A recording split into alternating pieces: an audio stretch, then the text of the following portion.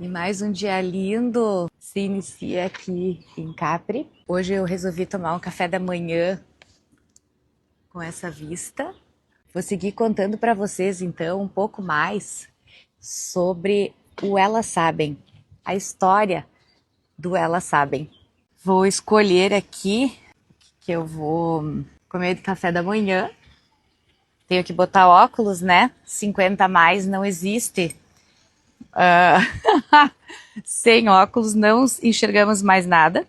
Eu vou pedir licença para vocês então.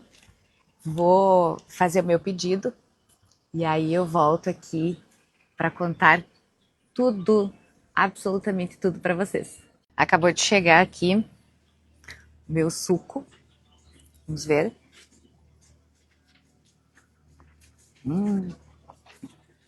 Deliciosíssimo.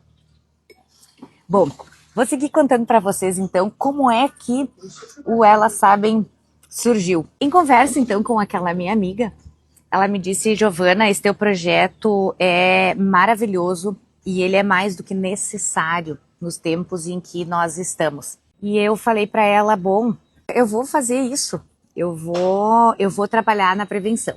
E foi então que, novamente, o universo se encarregou de me mostrar o caminho. Eu estava olhando de novo, passando para ver como as redes sociais, esse mundo digital, a era tecnológica nos ajuda. Eu vi uma publicação de um programa que seria implementado em Passo Fundo, chama, né, Passo Zero. E ele era um programa para aceleração de empresas, mais especificamente de startups. Só que eu sequer sabia o que significava uma startup.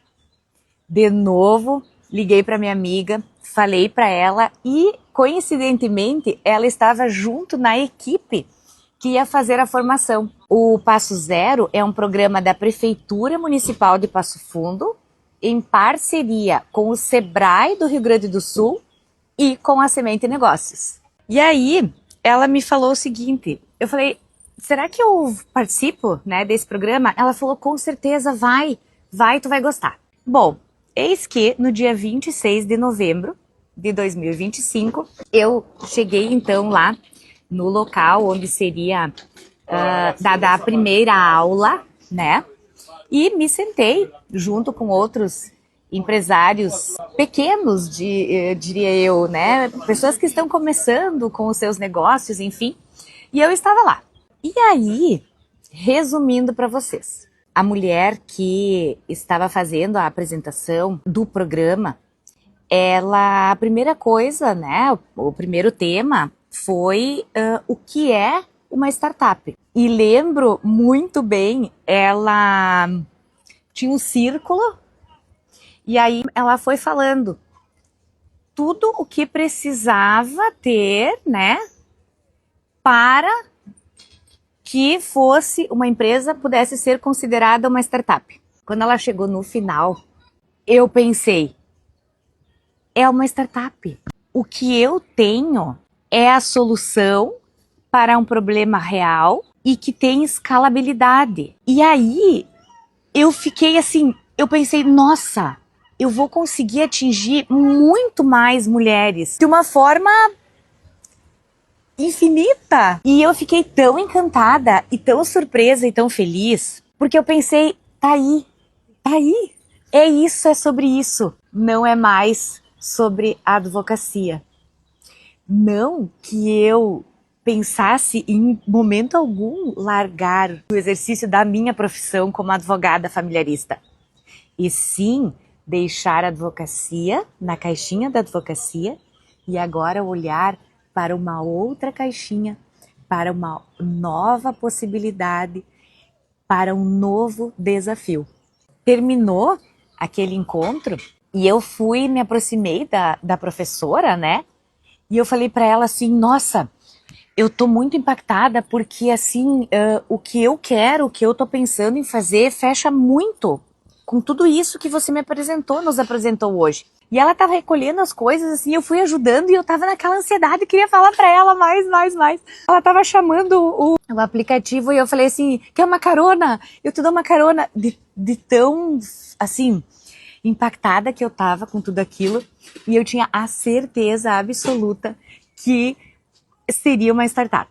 E aí, daquele dia em diante, era 26 de novembro. Eu passei o dezembro e o janeiro estudando. Aí, dentro do programa, participei de todo o programa. Tinha vários vídeos para assistir, tinha várias atividades para fazer, tinha muita coisa. E era tudo muito novo para mim, muito novo para mim. Quando eu cheguei lá, eu nem sabia exatamente o que era uma startup. E aí estudei. Passou o Natal, o Ano Novo, tiramos uns dias de férias e eu estudando e fazendo as atividades estudando. Isso lá em Santa Rosa. Fiquei 2 meses em Santa Rosa. Era no final do ano, né?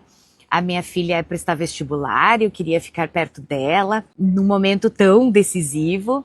E aí nós tínhamos tudo isso também para organizar, mas eu fui dando conta de tudo e, olhem só, no dia 4 de fevereiro estava previsto a apresentação do pitch de negócio, que também é um dos requisitos lá. Assim, é tudo muito incrível. Eu super recomendo que todos vão, assim, estudar isso, porque é muito legal. Aí, cheguei e falei pra que era a minha mentora.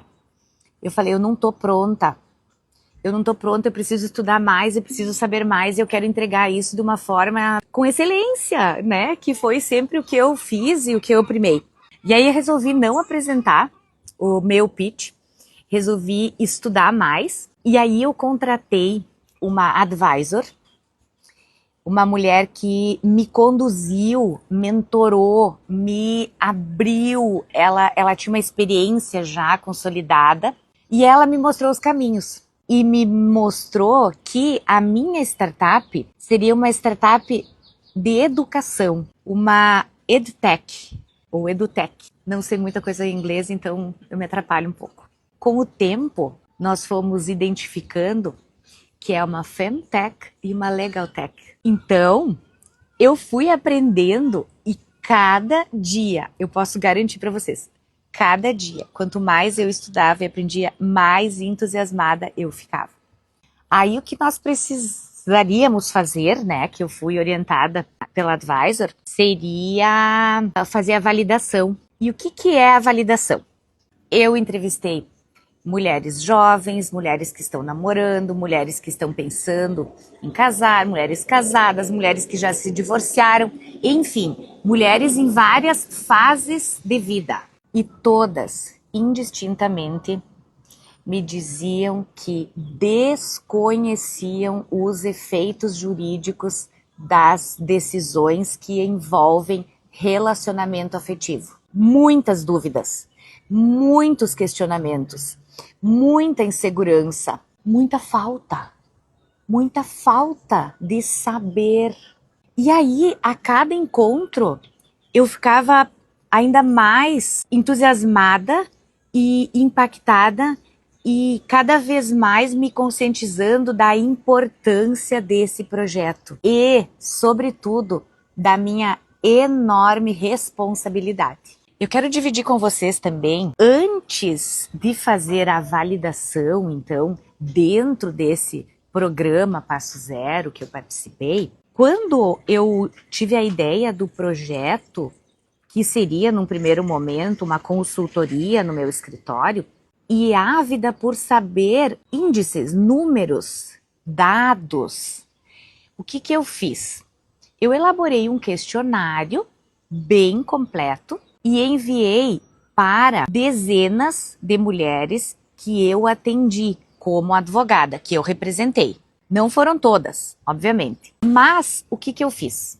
Eu questionei elas, fiz perguntas desde antes dos casamentos ou das uniões estáveis, até depois, porque todas eu atendi e representei em ações de dissolução de união estável, de divórcio e de partilha.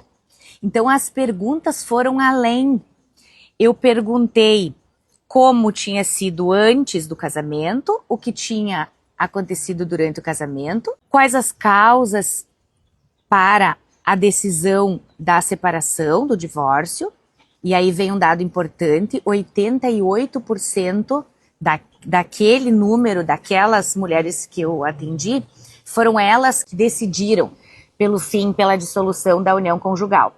Uma pergunta que eu não sabia, né, porque termina o processo, termina o caso, e elas seguem a vida. E aí eu fiz perguntas de como a vida delas ficou depois, respostas surpreendentes. E tudo isso que eu questionei e que aí eu tive, sim, dados estatísticos e tudo mais, eu vou apresentar dentro do programa, né, dos programas, dos protocolos que nós vamos disponibilizar no Elas Sabem. E para além da pesquisa exploratória que eu fiz em encontros individuais, né, remotos, via remota ou presenciais, a Advisor também me orientou a fazermos um encontro presencial. Tivemos 36 inscritas, 26 mulheres compareceram ao evento, que foi realizado no dia 26 de março de 2026, olhem só. E aquele momento foi ímpar e decisivo, porque ali nós validamos os produtos Elas Sabem. Ali ficou muito claro o Elas Sabem, esse ecossistema de educação jurídica, financeira e comportamental é algo novo, inédito no Brasil e que vem ao encontro da necessidade de todas as mulheres hoje, em todas as fases das vidas. Uma mulher que pretende se casar, ela precisa ter conhecimento. Uma jovem que está namorando, ela precisa ter conhecimento. Uma mulher que está casada, porém nada sabe, ela precisa de conhecimento. Quando a crise vem também, quando já acabou a relação e uma nova está iniciando, todas as fases exigem a tomada de decisões que impactam e decisões que mudam destinos.